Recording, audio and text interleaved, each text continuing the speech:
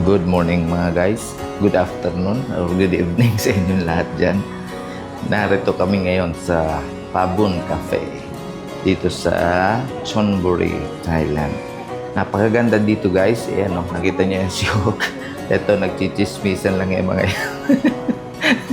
Alam mo na, pag nakakita ng magandang lugar, ay, parang ang sarap bumalik. Kita niyan?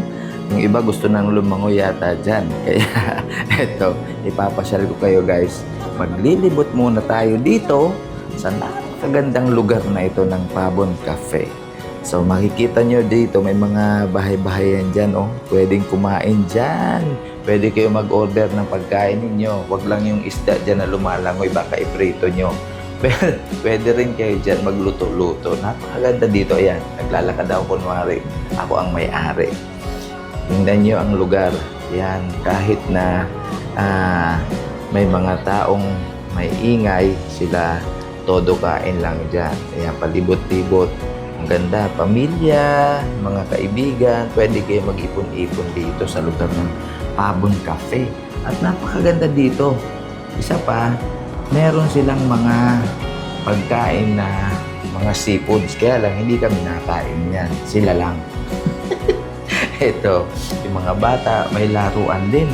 At napakaganda kasi may mga ibon pa dito sa banda rito. Habang naglalakad-lakad kayo dyan, meron silang alagang ibon dyan sa paligid na yan. At yun, yung mga waiter na yun, sige lakad-lakad. Akala mo, napakadali lang ang trabaho ng mga waiter. Mahirap yan, katulad ko, lakad ng lakad. Malaking lote rin ito. Tingnan nyo Yan may mga ibon-ibon pa sila dyan na alaga. Napakaganda kaya dito ang dalhin ng mga bata.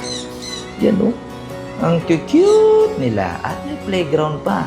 Kung habang naghihintay ng order, pwede nyo palaruin muna yung mga bata dyan. Akala nyo ba malulungkot ang mga bata dito? Hindi. Baka yung iba ayaw nang umalis. Kalalaro dyan, maghapon sila dyan. Kaya kung ako sa inyo, pasyalan nyo na itong Pabon Cafe na ito. Ayan, nag-i-enjoy. Ang tatay nga lang naghihintay sa kanyang anak na ayaw pang umalis dyan sa swing at sa mga slides na yan.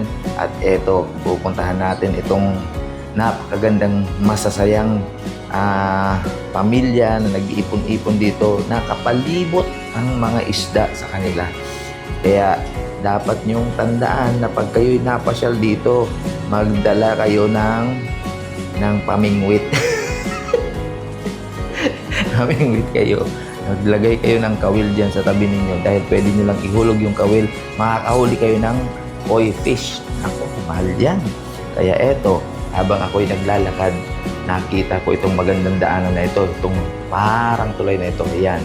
Lilibot tayo sa sanglibutan. Ayan. Daanin nyo muna ako dyan sa mga pabilog-bilog na yan. Ayan, nakikita nyo ba yan? Nahihilo na ako.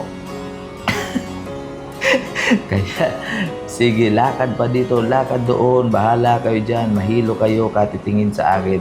Yung mga nasa salubong kong yung mga yan, pinagtitinginan ako. Kaya ayan, ilalapit ko na. Akala mo kung sino. Isa pala akong bisita, hindi naman kumain dyan. Puro lang lakad-lakad, puro lang gawa ng content. Yan, pinapasyal ko lang kayo. At yan, guys, yan, nakita niyo yan.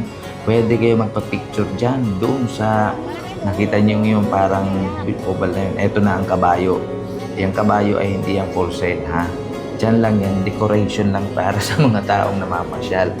Yon si ating tinitingnan nila, yung kanilang mga alagang kabayo. At dito na tayo pupunta sa napakaraming koi fish na yan. Iyan, pinapakain lang. May mabibili ka niyang pagkain para sa mga isda. Pwede mo silang pakainin. Ayan, pwede lang damputin ko ang bawat isa na yan. Yung mga isda na yan, kaya ang gaganda. Alam nyo ba na hindi pala pwedeng magka-sunburn yan? Dapat talaga may shade ang mga isda na yan. Napakaganda ng lugar nila. Tingnan nyo. Fresh na fresh. Pero tabing kalsada lang yan, location na yan. At syempre, madaling puntahan ng mga bisita, ng mga turista. Katulad namin, yan. Naglilibot-libot kami dyan. Ingat lang kayo, baka mauntog kayo dyan. Yan. Ilalakad ko na naman kayo sa aking mundo. Yan, yung mga bata, yung mga nasa lubong ko dyan. Akala mo naman, kilala ko sila. Pinagtitinginan nila yung dala-dala ko. Ayan. Papunta na ako dito sa lugar na ito. Ayan. Matatagpuan ko dyan yung aking kaisa-isang napakaganda. Ayan o. Kita mo yan, si Inday. Nanghihintay na ako. Pareho pa kami nakapula. Ayan, nakikikulay lang. Ayan, kita mo naman yan si kaibigan Langga. Yan, gustong tumawid o. Alam mo ba pag tumatawid yan, tawa ng tawa. Ewan ko ba kung kinikilit ang mga paa nila. Kaya, gustong tumawid kayo dyan. Kung gusto nyo maging masaya, tumawid kayo dyan sa maliit na tulay na yan. Tulay ng mga bato. Yan, tatawid na rin ako para maging masaya na rin ako. Ang daming isda dyan. Si Nunoy nga, naunguha dyan ng picture sa amin eh. Ayan o, iuwi ko na kaya yan. Ayan, tatawid na kami. Alam mo na, para maging masaya, tumawid kayo dyan. Kung gusto nyo malungkot, tumalon kayo dyan. Tumalon kayo dyan. Para mabasa kayo. Makilangoy kayo sa mga koi fish. Ayan, napakaganda guys ng tinatawag nilang Pabon Cafe. Kaya balikan natin to sa Chonburi lang. Napakalapit lang yung gustong mag-rides. Naku, yung mga riders natin dyan, gusto nyong pasyalan ito sa Pabon Cafe. Tara na! At mag-enjoy tayo at maging masaya rin tayo. Tatawid tayo dyan.